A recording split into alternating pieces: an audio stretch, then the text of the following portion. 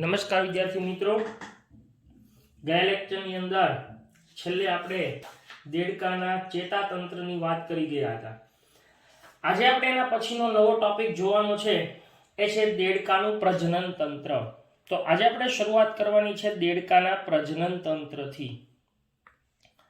દેડકાનું પ્રજનન તંત્ર.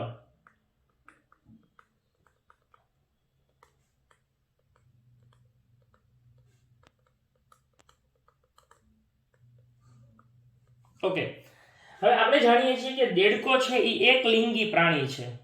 દેડકો છે એ કેવું પ્રાણી છે? એક લિંગી. એક લિંગી એટલે કે કાં તો નર હોય અથવા તો માદા હોય. તો એની અંદર જે નર અને માદા છે, એક લિંગી હોવાથી એની અંદર નર અને માદા એ બંનેની અંદર પૂર્ણ વિકસિત પ્રજનન તંત્ર જોવા મળે છે. શું જોવા મળે છે? પૂર્ણ વિકસિત પ્રજનન તંત્ર જોવા મળે છે. બરાબર.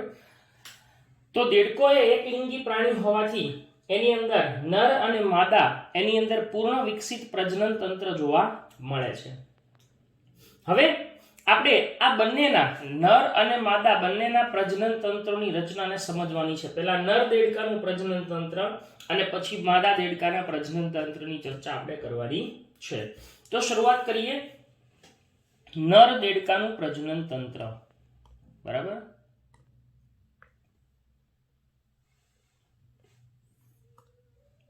ચાલો, નર પ્રજનન તંત્ર.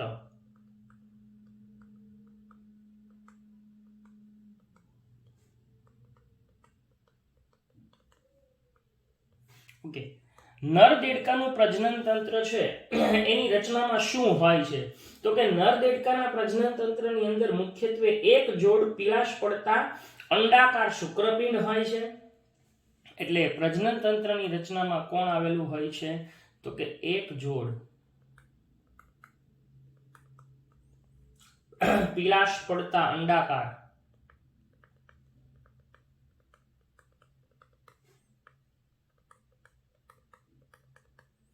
શુક્રપિંડ આવેલા હોય છે. બરાબર. આ એના મુખ્ય પ્રજનન અંગ છે, એક જોડ શુક્રપિંડ. અચ્છા, એ ક્યાં આવેલા હોય? તો કે આ શુક્રપિંડ છે એ મુખ્યત્વે મૂત્રપિંડની ઉપરના ભાગમાં, એટલે કે કિડની છે, મૂત્રપિંડ છે એની ઉપરના ભાગમાં અધિવૃક્કીય આવરણ નામના બેવડા પડ વડે જોડાયેલા હોય અને ઈ પડને એને આવરણને શુક્રપિંડ બંધ કહેવાય. એટલે એકચ્યુઅલી અહીંયા એવો પ્રશ્ન પૂછાય કે શુક્રપિંડ છે એ મૂત્રપિંડ સાથે કોના વડે જોડાયેલા હોય છે? તો કે શુક્રપિંડો એ મૂત્રપિંડ સાથે શુક્રપિંડ એ મૂત્રપિંડ સાથે શુક્રપિંડ એ મૂત્રપિંડની સાથે કોના વડે? તો કે શુક્રપિંડ બંધ વડે જોડાયેલા હોય છે. શુક્રપિંડ બંધ વડે જોડાયેલા હોય છે. અચ્છા, આ શુક્રપિંડ બંધ છે એ ખરેખર શું છે? તો કે અધિવૃક્કીય આવરણ છે જે બેવડા પડનું બનેલું છે. શુક્રપિંડ બંધ એ શું છે? તો કે બેવડા પડનું બનેલું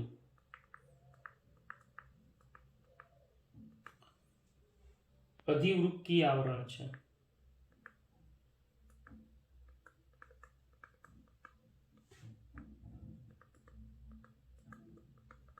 બરાબર. બેવડા પડનું બનેલું અધિવૃક્કીય આવરણ છે.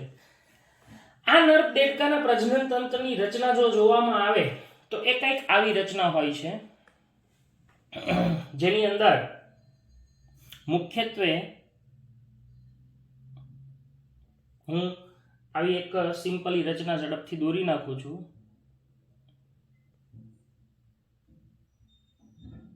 બરાબર. આ રીતની એની રચના હોય છે.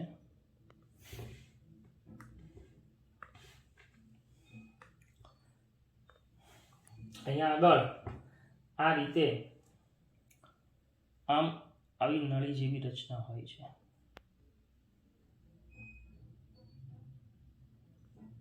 અહીંયા આગળ બંને સાઈડ આપણને આવું જોવા મળે છે.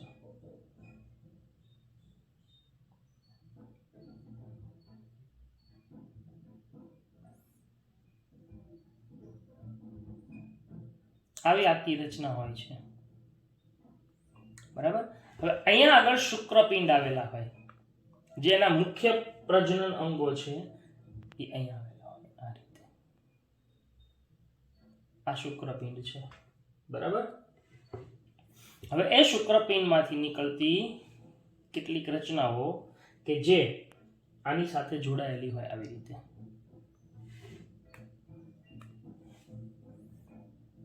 આ બ્લેક કલરની દોરું છું ને એ આની સાથે જોડાયેલી રચના હોય છે, અને એ અહીંયા ગુચલા સ્વરૂપે પછી આમ જોવા મળતી હોય છે. બરાબર. આવું કંઈક હોય. અને આની ઉપર આવી વિશિષ્ટ રચના હોય જેને મેદકાય કહેવાય. બરાબર. આવા મેદકાય જોવા મળે છે. તો હવે આ તરફ પણ આપણે એ દોરી નાખીએ. આ રીતે જોવા મળે. આ શુક્રપિંડ છે. અહીંયા આવા મેદકાય જોવા મળે છે. બરાબર. હવે એની અહીંયા આગળ એડ્રિનલ ગ્રંથિ હોય છે. અહીંયા આગળ એડ્રિનલ ગ્રંથિ, આ એડ્રિનલ ગ્રંથિ, અને અહીંયા આગળ આવા બંધ વડે ઈ જોડાયેલા હોય છે શુક્રપિંડ. અહીંયા આ રીતે જોવા મળે છે.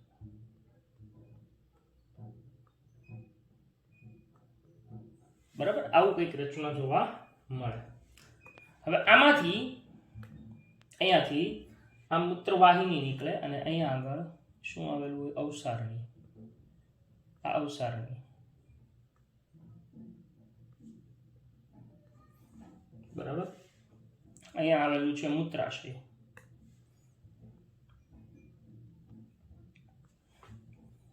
અને આમાંથી નીકળતી આવી મૂત્ર જનન વાહિની આવેલી હોય છે કે જે અહીંયા ખુલતી હોય.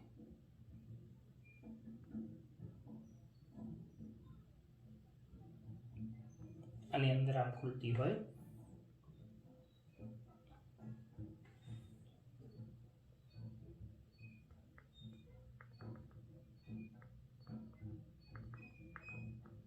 અહીંયા. બરાબર. આ રીતે આ મૂત્રાશય. તો આ આખું દેડકાનું મૂત્ર જનન તંત્ર છે એકચ્યુઅલી. બરાબર. આમ પ્રજનન તંત્ર કહેવાય. હવે અહીંયા આગળ આપણે આ નામ નિર્દેશન કરીએ તો આ રચનાને કહેવામાં આવે છે મેદકાય. બરાબર. આ યલો કલરના છે એ મૂત્રપિંડ છે. બરાબર. અહીંયા આગળ આ બધી રચનાઓ છે એને શુક્રવાહિકા કહેવાય. આ જે નાની નાની રચનાઓ છે ને એને શુક્રવાહિકાઓ કહેવાય. બરાબર. ત્યાર પછી આવડી આ એડ્રિનલ ગ્રંથિ છે. એડ્રિનલ ગ્રંથિ. આવડી આ એ મૂત્રજનન વાહિની છે. મૂત્રજનન વાહિની. બરાબર. એ શું છે? મૂત્રજનન વાહિની. ત્યાર પછી આવડું આ મળાશય છે. આ મૂત્રાશય છે અને આ છે એ અવસારની દ્વાર છે.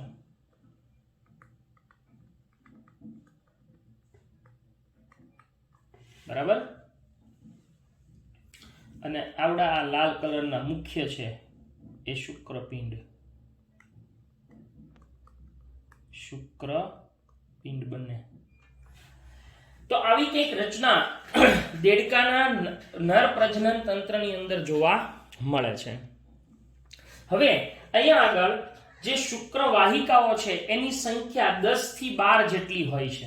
એટલે જો આમાં આપણે આગળ લખતા જઈએ કે શુક્રવાહિકાઓની સંખ્યા, શુક્રવાહિકાઓની સંખ્યા કેટલી હોય છે?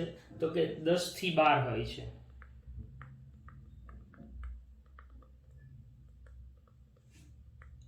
શુક્રવાહિકાઓ એની સંખ્યા 10 થી 12 જેટલી હોય છે. આ શુક્રવાહિકાઓ શુક્રપિંડમાંથી નીકળી અને પોતાની બાજુના મૂત્રપિંડમાં પ્રવેશે. જો અહીંયા આગળ શુક્રપિંડમાંથી નીકળીને પોતાની બાજુના મૂત્રપિંડમાં નીકળે, એટલે આ ખરેખર અહીંથી આમ નીકળતી હોય, જો અહીંથી દેખાય છે ને આવી રીતે. જો કેવી રીતે એ સમજાવીએ આપણે. ધારો કે આ શુક્રપિંડ છે, બરાબર. આપણે થોડી મોટી રચના દોરીએ. હવે અહીંયા આગળ એક ખાસ પ્રકારની આવી રચના છે. ઓકે, હવે આ શુક્રપિંડની અંદર આપણને શું જોવા મળે છે? તો કે શુક્રપિંડની અંદર આવી રીતે અહીંથી આમ નીકળતી રચના જોવા મળે. આ રીતે આ શુક્રવાહિકાઓ, બરાબર, આ રીતે જોવા મળે. અને અહીંયા આગળ આવું આપણને આખું ગૂંચળું જોવા મળે. અહીંયા આગળ આવી રચના જોવા મળે.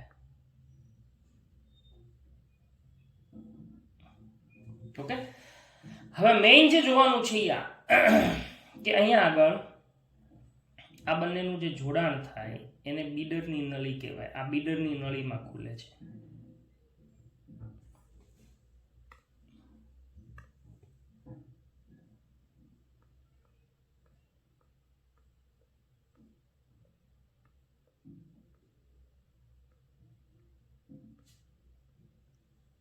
બરાબર, આવી રીતે રચના હોય. તો જુઓ, હવે અહીંયા આગળ જે મેં લખ્યું છે, દોર્યું છે, એ શુક્રવાહિકા. આવડી આ બધી શું છે? શુક્રવાહિકા.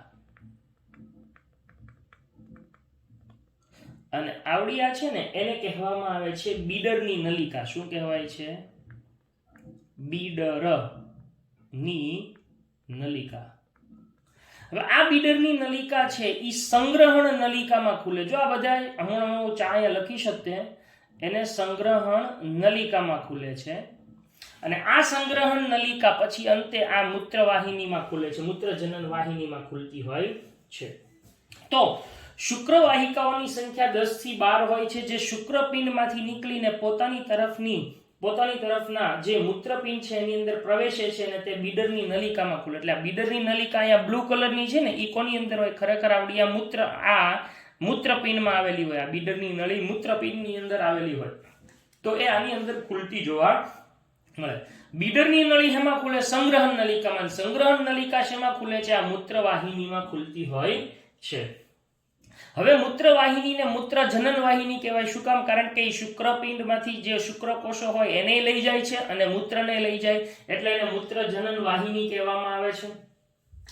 જે મૂત્રપિંડમાંથી બહાર નીકળી, આ મૂત્રપિંડમાંથી બહાર નીકળી અને અવસારણીની અંદર ખુલે છે. અવસારણીની વચ્ચે એક નાનું કોટર છે કે જે ઉત્સર્ગ પદાર્થો, આ જે અવસારણી હોય એ ઉત્સર્ગ પદાર્થો હોય, પછી મૂત્ર હોય અને શુક્રકોષો હોય એને બહાર ધકેલવાનું કાર્ય કરે છે. એટલે મૂત્ર હોય તો અહીંથી બહાર ધકેલે છે, અહીંથી આવતું મૂત્ર. પછી શુક્રકોષો હોય એને અહીંથી બહાર ધકેલે અને નકામાં જે ઉત્સર્ગ દ્રવ્ય હોય એને પણ બહાર ધકેલવાનું કાર્ય કરે છે. અહીંયા આગળ જે શુક્રકોષો છે એના વહનનો માર્ગ જો આપણે જોઈએ તો કેવી રીતે હોય. હવે આ આપણને પ્રશ્ન સ્વરૂપે પૂછાઈ શકે, એટલે ખાસ ધ્યાન રાખજો કે શુક્રકોષોના વહનનો માર્ગ. બરાબર, ચલો, શુક્રકોષોના વહનનો માર્ગ ક્યાંથી ક્યાં હોય? તો સૌથી પહેલા શુક્રપિંડમાંથી નીકળે.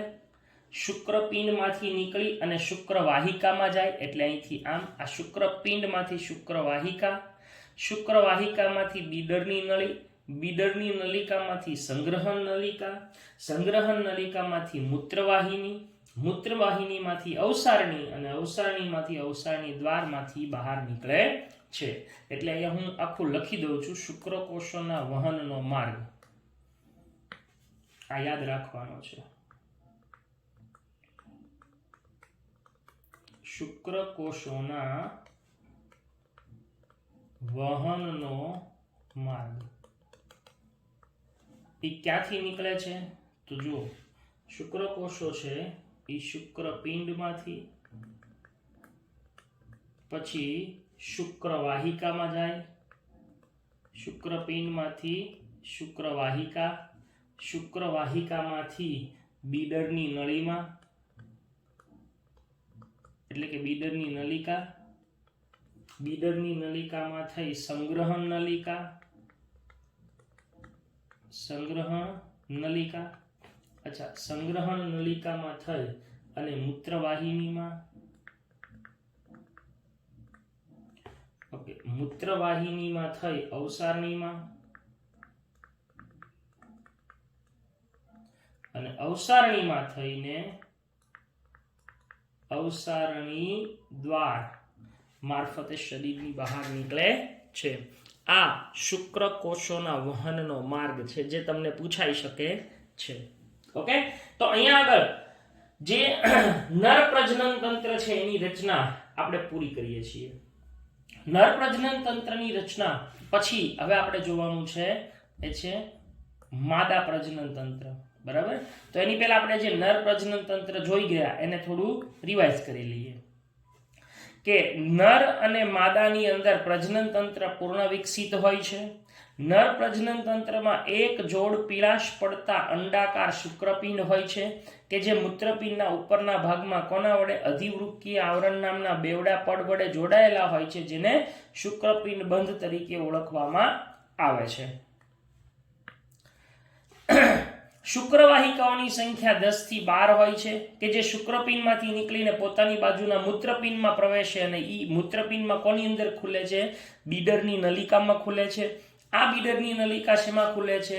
મૂત્રવાહિનીમાં. અને એનો આખો માર્ગ આપણે જોઈ ગયા કે કોણ ક્યાં આગળ ખુલે છે. બરાબર, હવે આગળ મૂત્રવાહિનીને મૂત્રજનન વાહિની કહેવાય. શું કામ? તો કે કારણ કે મૂત્રનું અને પ્રજનન કોષો બંનેનું વહન કરતી હોવાથી એને મૂત્રજનન વાહિની કહેવાય, કે જે મૂત્રપિંડમાંથી બહાર નીકળીને અવસારણીમાં ખુલે છે. અવસારણી એક નાનું મધ્ય કોટર છે કે જે ઉત્સર્ગ પદાર્થો મૂત્ર અને શુક્રકોષોને બહાર ધકેલવાનું કાર્ય કરે છે. તો આવી રીતે નર પ્રજનન તંત્રની રચના આપણને જોવા મળે છે. જુઓ, આ આખું નર પ્રજનન તંત્ર જે આપણે આકૃતિ જોઈ ગયા એ કે અહીંયા આગળ શું આવેલું છે? આ શુક્રપિંડ છે, એમાંથી નીકળતી આ બધી શુક્રવાહિકાઓ. આ શુક્રવાહિકાઓ અહીંયા બીડરની નળી આવડ્યા છે અને બીડરની નલિકા કહેવાય. જુઓ, આ છે ને એને બીડરની નલિકા કહેશું આપણે. આ બીડરની નલિકા છે. જો અહીંયા આ ડાર્ક થઈ ને એ બીડરની નલિકા છે. બરાબર, એ બીડરની નલિકા છે એ સંગ્રહણ નલિકામાં ખુલે. સંગ્રહણ નલિકા મૂત્રવાહિનીમાં, હવે એ મૂત્ર જનન વાહિની અવસારણીમાં ખુલે અને એ અવસારણીમાંથી અહીંથી બહાર નીકળે છે. તો આવો આખું જે નર પ્રજનન તંત્ર છે એની રચના જોવા મળે છે. એના પછી હવે આપણે જોવાનું છે એ માદા પ્રજનન તંત્રની રચના. ચાલો, તો માદા પ્રજનન તંત્રની રચના. દેડકામાં માદા પ્રજનન તંત્રની રચના.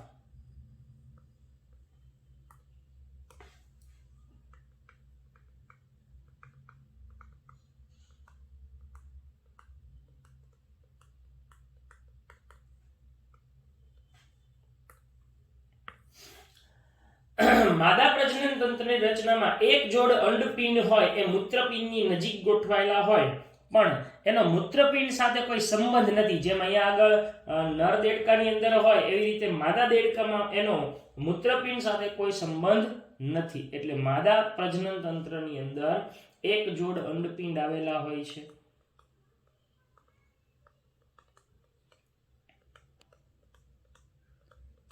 એક જોડ અંડપિંડ એ ક્યાં આગળ ગોઠવાયેલા હોય છે? તો કે એ મૂત્રપિંડની નજીક ગોઠવાયેલા હોય છે. બરાબર, પણ એનો મૂત્રપિંડ સાથે ક્રિયાત્મક રીતે સંબંધ નથી. નેક્સ્ટ, અંડપિંડમાંથી એક જોડ અંડવાહિની નીકળતી હોય અને એ અવસારણીમાં અલગ અલગ ખુલતી હોય છે. સ્વાભાવિક છે કે અંડવાહિની અને મૂત્રવાહિની બે અલગ અલગ ખુલતી હોય છે. એટલે અંડપિંડમાંથી નીકળતી એક જોડ અંડવાહિની છે એ અલગ અલગ ખુલતી હોય છે. અંડવાહિની છે એમાંથી અંડકોષનું વહન થાય અહીંયા આગળ એક પરિપક્વ માદા હોય ને એ એક સમયે 2500 થી 3000 જેટલા અંડકોષો મૂકતી હોય છે. આપણને ખબર છે કે દેડકાની અંદર બાહ્ય ફલન થાય છે, એટલે ફલન બાહ્ય પ્રકારનું હોવાથી એ પાણીની અંદર ફલન થતું જોવા મળે છે. તો હવે આપણે અહીંયા આગળ પેલા માદા પ્રજનન તંત્રની રચના કેવી છે એ સમજૂતી મેળવીએ. જો તો એની આકૃતિ દ્વારા સમજૂતી મેળવીએ તો એ આવી કંઈક રચના છે. અહીંયા આગળ આ મૂત્રપિંડ છે, બરાબર, બંને સાઈડ દોરીએ છીએ આપણે. એ મૂત્રપિંડમાં અહીંયા આગળ એડ્રિનલ ગ્રંથિ છે,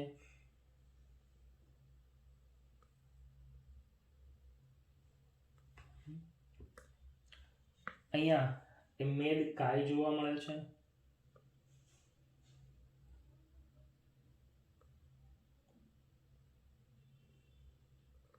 બરાબર. હવે એના જે મુખ્ય ભાગો છે જેને આપણે અંડપિંડ કહીએ છીએ એ ખરેખર અહીંયા આગળ આવી રીતે ગોઠવાયેલા હોય છે.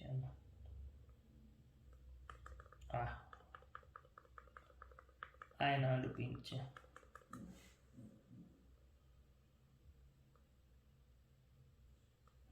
આ અંડપિંડ છે, બરાબર. ઓકે. હવે અહીંયા આગળ નીચે અવસારણી હોય છે,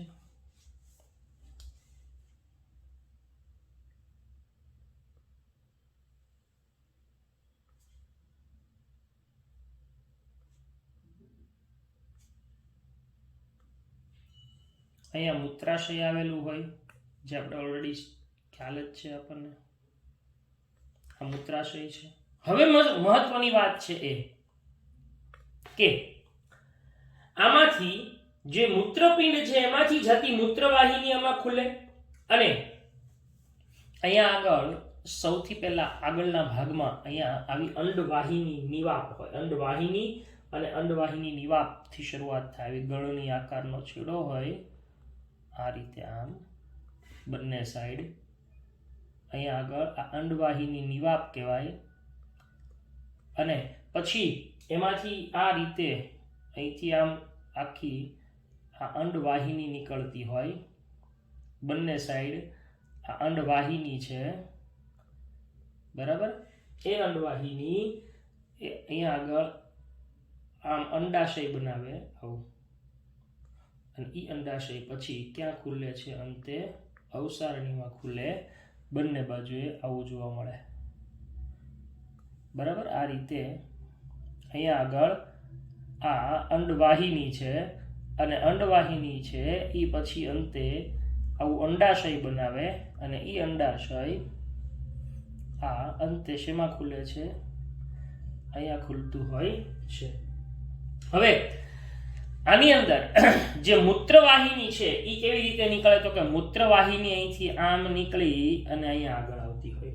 જો એ મૂત્રવાહિની અહીંથી આમ આવી અને અહીંયા ખુલે છે, બરાબર. આ મૂત્રવાહિની એ અહીંયા ખુલે, આ મૂત્રવાહિનીનું છિદ્ર. અને એ જ રીતે અહીંની મૂત્રવાહિની છે એ આમ ખુલે. જો આની પાછળથી આમ આવતી દેખાય અને એ અહીંયા ખુલે આમ. આ મૂત્રવાહિની. તો જો અહીંયા આગળ 4 છિદ્રો થયા, 1 2 3 ને 4. 2 અંડવાહિનીના અને 2 મૂત્રવાહિનીના. અહીંયા મૂત્રાશયનું એક છિદ્ર હોય અલગ, એટલે ટોટલ અહીંયા 5 છિદ્રો આપણને જોવા મળે છે મૂત્રાશય સહિતના, બરાબર. હવે જો અહીંયા આગળ આપણે નામ નિર્દેશન કરીએ આકૃતિમાં તો સૌથી પહેલા આવડિયા છે એ અંડવાહિની છે. આ છે એ અંડવાહિની, બરાબર. પછી આ અંડપિંડ છે, આ બ્લુ કલરના છે એ અંડપિંડ છે બંને, બરાબર. આ બંને. ત્યાર પછી આવડિયા મૂત્રવાહિની છે, આ બ્લેક કલરની છે એ મૂત્રવાહિની છે. પછી અહીંયા આગળ આની અંદર અંડકોષો હોય, બરાબર. આની અંદર અંડકોષો હોય, આમાં આ બધા અંડકોષો છે. આવડું આ શું છે? અવસારણી.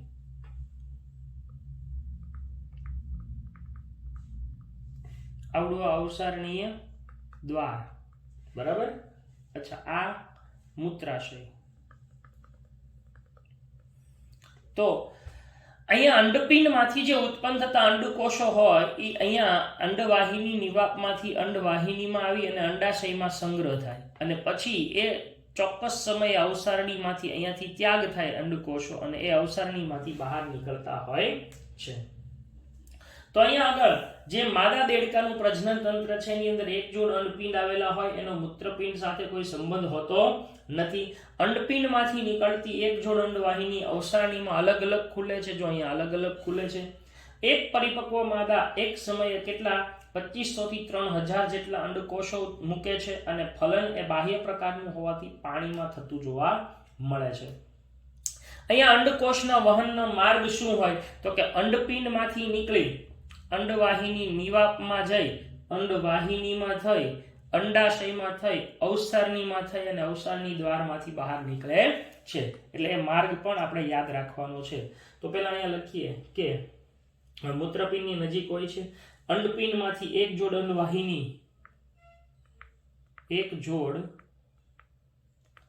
અંડવાહિની છે એ અવસારણીમાં અલગ અલગ ખુલતી હોય છે. અવસારણીમાં એ અલગ અલગ ખુલે છે. નેક્સ્ટ, એક પરિપક્વ માદા કેટલા 28000 થી 3000 અંડકોષો મૂકે છે. 28000 થી 3000 જેટલા અંડકોષો મૂકે છે. અને અહીંયા આગળ ફલન છે એ કેવા પ્રકારનું છે? બાહ્ય પ્રકારનું હોય, એટલે કે એ પાણીમાં થતું જોવા મળે છે. બરાબર. તો આવી રીતે દેડકાની અંદર જે પ્રજનન તંત્ર છે, માદા પ્રજનન તંત્ર, એની રચના આવી કંઈક જોવા મળે છે. દેડકાની અંદર અંડકોષો, માદામાં અંડકોષોના વહનનો માર્ગ શું છે તો એ પણ આપણે હમણાં લખીએ કે અંડકોષોના વહનનો માર્ગ કેવો છે. જુઓ, અંડકોષના વહનનો માર્ગ, અંડકોષના વહનનો માર્ગ મુખ્યત્વે ક્યાંથી ક્યાં છે તો અંડકોષોના વહનનો માર્ગ ક્યાંથી નીકળશે? અંડપિંડમાંથી અંડવાહિની નિવાપ, અંડપિંડ એમાંથી અંડવાહિની નિવાપ, એમાંથી અંડવાહિનીમાંથી અંડાશયમાં, અંડાશયમાંથી અવસારણીમાં અને અવસારણીમાંથી અવસારણી દ્વાર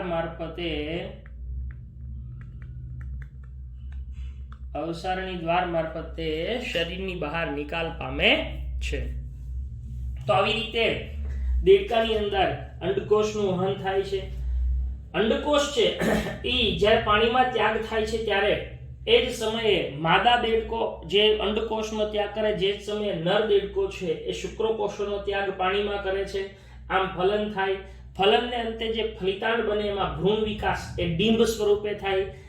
દેડકાના ડિંભને ટેડપોલ કહેવાય છે. જે આપણે પ્રશ્ન પૂછાય છે એ ટેડપોલ વિવિધ અવસ્થાઓમાંથી પસાર થઈ અને અંતે પુખ્ત દેડકામાં ફેરવાય છે.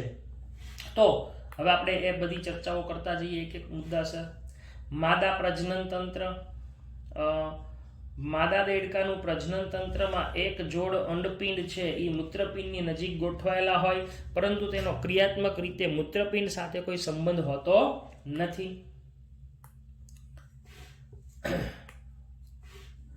અંડપિંડમાંથી નીકળતી એક જોડ અંડવાહિની અવસારણીમાં અલગ અલગ ખુલે છે. એક પરિપક્વ માદા એક સમયે 28000 થી 3000 જેટલા અંડકોષો મૂકે છે અને અહીંયા આગળ ફલન છે એ બાહ્ય પ્રકારનું હોય અને પાણીમાં થતું હોય છે કે જેથી ફલન છે એ દરમિયાન ફલન એટલે કે શુક્રકોષ અને અંડકોષનું મિલન, જ્યારે માદા દેડકો પાણીની અંદર અંડકોષનો ત્યાગ કરે છે એ જ સમયે શુક્રકોષનો ત્યાગ નર દેડકા દ્વારા થતો જોવા મળે છે અને પરિણામે ફલનની ક્રિયા થાય છે. અહીંયા આગળ ભ્રૂણ વિકાસ ડિંભ સ્વરૂપે થાય છે જેને ટેડપોલ કહેવાય છે. આ પ્રશ્ન પૂછાય છે. આ ટેડપોલો પછી રૂપાંતરની કેટલીક અવસ્થાઓમાંથી પસાર થઈને અંતે પુખ્ત દેડકામાં ફેરવાય છે. દેડકા એ મનુષ્ય માટે કેવું પ્રાણી છે તો કે લાભદાયી પ્રાણી છે, કારણ કે તે કીટકોને ખાય છે અને પાકનું રક્ષણ કરે છે. દેડકો એક પર્યાવરણીય સંતુલન જાળવી રાખવામાં મહત્વની કડી છે. તમે આહાર જાળ ભણ્યા છો, એની અંદર આવતું હતું, કારણ કે તે નિવસન તંત્રની આહાર શૃંખલા અને આહાર જાળ માટે એક મહત્વની કડી છે. કેટલાક દેશોમાં દેડકાના માંસલ પગ છે એ ખોરાક તરીકે ખવાય છે. તો સ્વાભાવિક કેટલાક મનુષ્યો છે, કેટલાક દેશના એ ખોરાક તરીકે પણ દેડકાનો ઉપયોગ કરે છે. તો આવી રીતે અને આ માદા દેડકાનું પ્રજનન તંત્ર જે આપણે જોઈ ગયા, આવડા અંડપિંડ એની અંદર અંડકોષો ઘણા બધા છે. એ અંડકોષો છે એ અંડવાહિની નિવાપ મારફતે અહીંયાથી અંડવાહિનીમાં થઈ અને અહીંયા અંડાશયમાં આવે, અંડાશયમાંથી અવસારની દ્વાર મારફતે બહાર નીકળે છે. તો આ માદા દેડકાનું પ્રજનન તંત્ર. અહીંયા આગળ આના સાથે આપણું આ પ્રકરણ છે એ અહીંયા પૂર્ણ કરીએ છીએ. આજના લેક્ચરમાં જે ચલાવ્યું એ બધું એક વખત લખી અને મોકલવાનું રહેશે. તો લેક્ચર પૂર્ણ કરીએ છીએ. Thank you.